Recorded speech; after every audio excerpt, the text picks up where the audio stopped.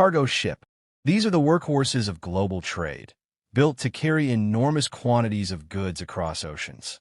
Most of the products people use every day, electronics, clothing, food, raw materials, travel at some point on a cargo ship. They come in many subtypes, but what they share is a design focused entirely on capacity and efficiency rather than speed or comfort. A single large cargo ship can carry more freight than thousands of trucks combined, which is why they remain the backbone of international commerce. Container ship. The container ship changed global trade more than almost any invention in modern history.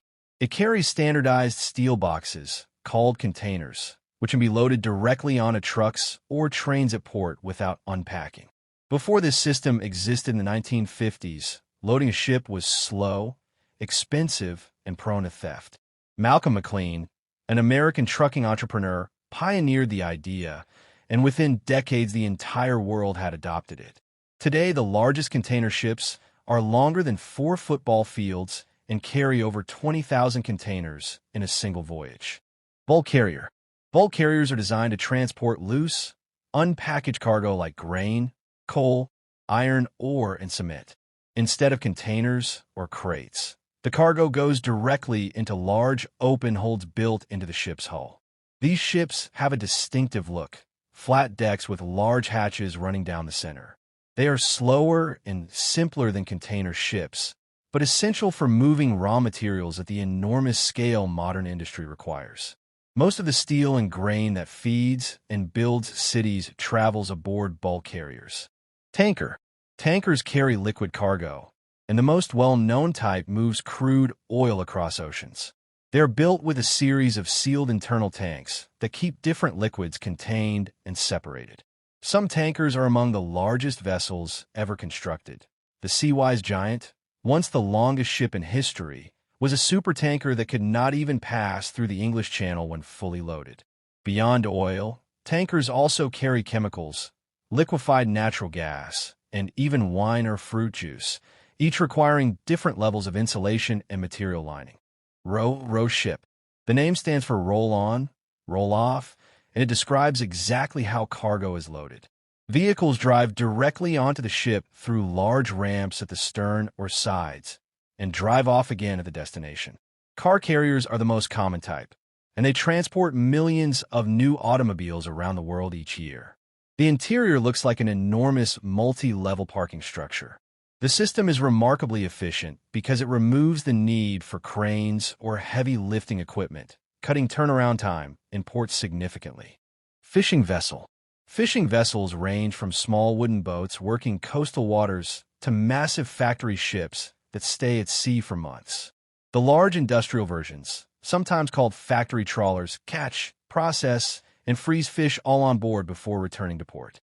Different fishing methods require different ship designs. Trawlers drag nets along the ocean floor, longliners deploy miles of baited hooks, and purse seiners surround schools of fish with a net that closes like a drawstring bag. These ships operate in some of the most difficult conditions at sea, particularly in the North Atlantic and the Southern Ocean. Cruise ship.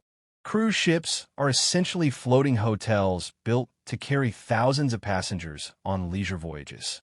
Modern ones can hold over 6,000 guests and feature restaurants, theaters, pools, casinos, and shopping areas.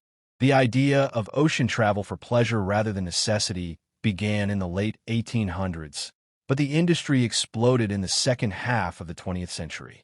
Today's ships are engineering marvels, kept stable through sophisticated ballast systems and hull designs that reduce rolling in rough water. The largest, like the Wonder of the Seas, weigh over 200,000 tons. Ferry. Ferries provide regular passenger and vehicle transport on fixed routes, usually over shorter distances. Some cross rivers in minutes, while others make overnight journeys between islands or across straits. Countries with complex coastlines, like Norway, Greece, and the Philippines, depend heavily on ferry networks the way others rely on highway systems. Many modern ferries carry both cars and passengers, using a roll-on, roll-off design similar to car carriers. High-speed ferries use hydrofoil or catamaran technology to lift or skim above the water, cutting travel time considerably. Icebreaker. Icebreakers are built specifically to push through frozen seas that would destroy any ordinary ship. Their hulls are reinforced with thick steel, sloped at the bow, so the ship rides up onto ice and crushes it under its own weight rather than ramming straight into it. Some are nuclear-powered, giving them the endurance to operate in the Arctic for months without refueling. Russia operates the largest fleet of nuclear icebreakers in the world. These ships keep Arctic shipping lanes open, supply polar research stations, and have made it possible to study regions that were once completely unreachable. Research vessel. Research vessels are floating laboratories used by scientists to study the ocean, the seafloor, marine life, and the atmosphere. They carry specialized equipment, sonar systems, underwater drones, deep-sea sampling tools, and weather monitoring stations. Some are designed for specific purposes, like mapping the ocean floor or studying whale migration. The RV Atlantis, operated by the Woods Hole Oceanographic Institution, supports deep-sea missions using the famous submersible Alvin. These ships produce much of what humanity knows about what lies beneath the surface of the sea. Dredger. Dredgers remove sediment and debris from the bottom of harbors, rivers, and shipping channels to keep them deep enough for other vessels to pass safely. Without regular dredging, many ports would gradually become too shallow to use. Some dredgers suck material up like a vacuum, while others use mechanical buckets or cutter heads to loosen compacted seabed. They also play a role in land reclamation. Large parts of the Netherlands, Singapore, and Dubai were built using material deposited by dredgers. It is quiet, unglamorous work, but essential to keeping global shipping infrastructure functioning. Tugs are small, powerful ships designed to push or pull much larger vessels into position.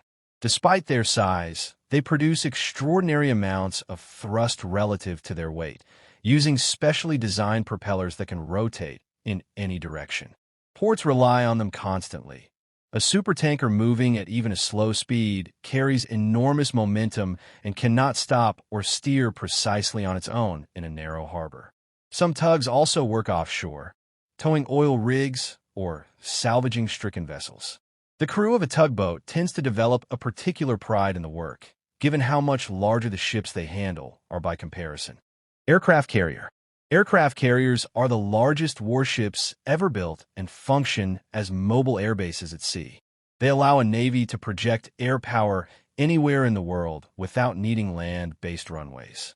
The United States Navy operates the largest carriers in history, the Gerald R. Ford class, which displace over 100,000 tons and carry around 75 aircraft. Flight operations require a precisely choreographed crew working in dangerous proximity to jet engines and arresting wires. The concept developed rapidly during World War II, when carrier battles in the Pacific demonstrated that air power had replaced the battleship as the dominant force in naval warfare. Destroyer. Destroyers are fast, multi-purpose warships built to protect larger vessels and conduct offensive operations. Originally developed in the late 1800s to counter small, fast torpedo boats, they evolved into one of the most versatile ship types in any navy. Modern destroyers carry missiles, torpedoes, guns, and advanced radar systems capable of tracking targets in the air, on the surface, and underwater simultaneously. The U.S. Navy's Arleigh Burke class has been in production longer than almost any other warship design, a testament to how well-balanced the original concept was. Submarine. Submarines operate beneath the surface of the water, using ballast tanks that flood with seawater to dive and expel water to rise. They were used with devastating effect in both world wars, targeting supply ships and warships alike. Modern military submarines are divided into two main types: attack submarines, which hunt other vessels, and ballistic missile submarines, which carry nuclear weapons as a strategic deterrent. Nuclear-powered submarines can remain submerged for months, limited mainly by food supply rather than fuel. Civilian submarines, including research submersibles and tourist vessels, operate on a far smaller scale but use similar principles. Tall ship. Tall ships are sailing vessels with multiple masts and large arrangements of rigging and canvas sails, representing the primary form of ocean transport for several centuries. Designs like the clipper, frigate, and bark once moved goods, people, and military power around the world entirely on wind. The clipper ships of the 19th century were among the fastest wooden vessels ever made, with the Cutty Sark and Thermopylae racing to bring tea from China to Britain. Today, tall ships are preserved as heritage vessels, used for sail training programs or seen at maritime festivals, keeping alive a tradition of seamanship that shaped the modern world.